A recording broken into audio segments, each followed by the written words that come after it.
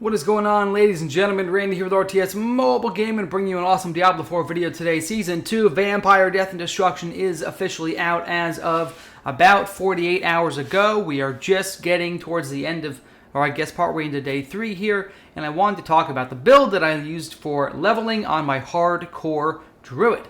I will say this, I died twice early on in the game due to disconnects, and I tried to fight a world boss at level 28, or 26.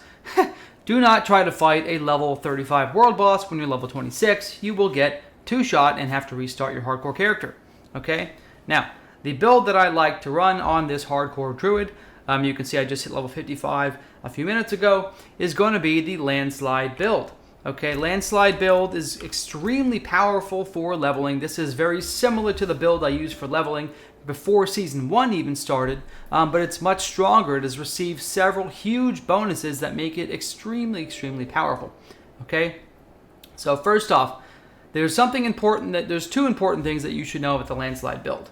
You really need one of two aspects at least, let me rephrase it. You need one of three aspects at least to make this build work.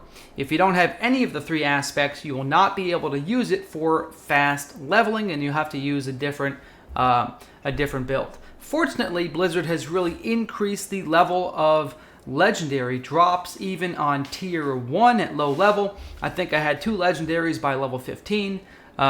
Treasure goblins are dropping them. So, you know, really a lot of stuff you can do. But this is the first ability first of 3 aspects. You want at least one of the 3, and obviously the more you have, the better the build is. But you want your landslide pillars to be able to hit twice. This is going to double the damage just off the bat, okay? And it's also going to increase the damage significantly for each bonus hit.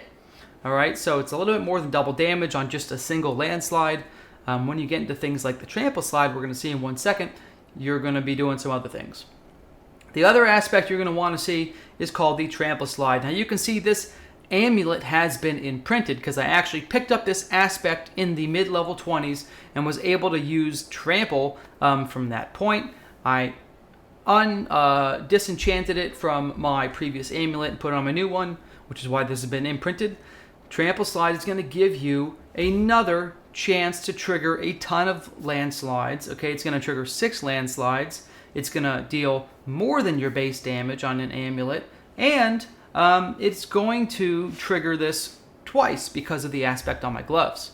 Okay, and thirdly, the final aspect that you really need to make this build work is going to be the Poison Creeper, which is a new aspect that they added to the game last season. I didn't play Druid last season, I played Necro, so I'm just enjoying it right now. But what this does is, it gives me another chance to trigger a ton of landslides, okay, and deal bonus earth damage, okay, when I cast Poison Creeper.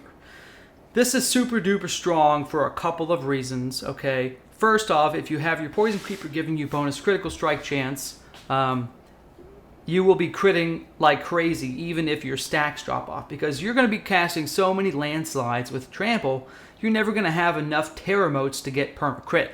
Your Terror Motes from your landslide build here, right? Whenever you crowd control, stun, immobilize an enemy, you get, I said crowd control, but it's whenever you immobilize or stun an enemy, you get a Terror Mote. Well, you're not getting Terror Motes to match the amount of landslides you're dealing. So this is maybe affecting like 25 to 30% of my landslides have a guaranteed crit. The rest of them are based off crit chance. So that's why Poison Creeper with this new ability is really nice and really efficient. Once you have all 3 of them, oh my goodness, your damage is absolutely exponentially through the roof. It's insane, okay? The other aspects I'm using, just so you can see, okay, I've got some, you definitely want plus life, you need to be tanky for this build, but I have Fortify for my earth skills. This Nature's Fury key passive, this is nice. It does reduce the cooldown on my Trample, since Trample is now an earth skill. When I'm sitting there casting Storm Strike, I'll shave a few seconds off of Trample, which is really nice. Not a must-have for leveling, but it's nice. I got this, as you can see, level 36. I've been using it ever since. Okay, this is kind of a must if you're playing hardcore. If you're playing a hardcore Earth Druid, you absolutely want the aspect that gives your Earthen Bulwark more duration and lets you replenish it as you get kills, okay? This is a big deal because I get a ton of kills. They're all earth kills, and I need to be super tanky. It also has plus ranks of trample, and why not add more damage into the mix? Why not, right? Unstoppable. This is another nice to have. It's not a mandatory, but it is really useful. When you have your earth shield up, you're unstoppable. Okay, I showed you the other ring. This ring is pretty stellar as well. It's got a low roll here. It's got a low roll, but this is going to basically give me bonus critical strike chance. Okay, I have storm skills, and it's going to give me bonus critical strike damage for my earth skills. So these work really great for this this build because I'm going back and forth between storm and earth nonstop. And lastly, this is probably one of the most important aspects if you can get it for damage because it's a massive multiplier. Put this on your weapon if you can, or your amulet. You can really interchange this with your Trampleslide between your amulet and your weapon, whatever you have. That's a higher roll, you can decide. But this is a direct multiplier on your damage as long as you're fortified. Since you're pretty much fortified all the time, it's going to be God mode. Okay? So, let's go kill some things and you can see how this damage really plays out. Because I love this build. I actually need to go do the Blood Harvest event. So let me... Oh no! Oh god. One thing to know about Hardcore. Don't open your inventory when you're running around because for some reason in this new season, whenever I open my inventory, like I'd say 2 out of 3 times it lags for like 10 seconds. So if you're going to pop potions and stuff, you know, do it. Do it now. I'm going to go ahead and pop a death evasion elixir because I don't need to die while making a video. That'd be pretty funny. Let's go ahead. Look at this. Yes. Yes. Look at the damage. Look at this damage. What's that? Look at that damage. Okay. Like everything here does good damage. And it has great flow. Great flow. I love it. We're just working our way towards the middle here. Like I said, we're going to go ahead and pick up... we're going to go ahead and solo this tier 3 Blood Harvest. I need to do it for my quest anyways. Damn it. Yeah, I need to do it for my quest anyways.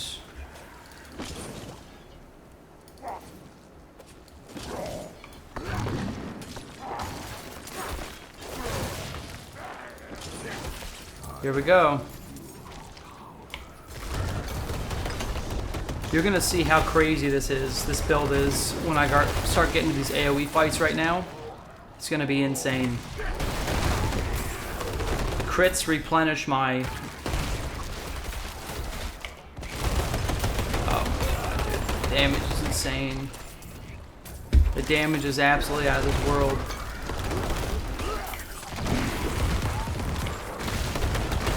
So the crits from Trampleslide can replenish my... They can replenish my companion, Poison Creeper. It's not happening. I'm not getting any procs right now, unfortunately. I'm getting pretty poor proc RNG right now. You just saw the Nature's Fury cooldown get reset on Trampleslide. Look at this damage that's just coming out, dude. This is insane. Look at this. What you know about that? The ancients are out. I don't even notice. Look, they're almost dead already. You guys see this? You guys see this? I can also straight cast it too if I want. And just like that, dude. Just like that. In under, what was that? 2 or 3 minutes? I'll have to check the footage. Just like that. Absolutely wipe the floor with the hardest content for World Tier 3. The exception of the Capstone Dungeon. And this, by the way, is the best way to level up. Farm these vampire zones, stack up a ton of these blood lures, okay? Usually you want to do it with a party so you get better experience. But essentially, I just did it for this video for you guys. This is how you want to level. Go through, complete these vampire quests. It's also going to give you an insane amount of loot, as you just saw here. Okay, the loot tree is no joke. I got a crazy amount of loot. Some of it's pretty good. And, oh. See, this is an interesting aspect I may have to add to this build as well, because this is a direct multiplier to my core damage. If I were to put this on a ring and add another companion to the build here, we could be in business. But anyways, guys, thanks for watching. Hopefully you've enjoyed this video. I love this build to pieces. Oh, here's my vampiric powers, just so you can see them. They're not fully optimized. I'm using what I got. So I got resilience. I've got undying here for great healing. Okay, blood boil, which is great. I basically guaranteed overpower every 30 seconds. And when I do overpower, I do a ton of bonus damage. Okay, a cursed touch is going to be really, really nice. This is probably one of the most valuable skills that I have, because it is going to apply vampiric curse to people. And then this Prey on the Weak pairs really nicely with that vampiric curse, because whenever they're affected by vampiric curse, my Prey on the Weak causes them to be vulnerable. All right, so like and sub. Love you guys a long time. Randy out. Druid Hardcore, baby.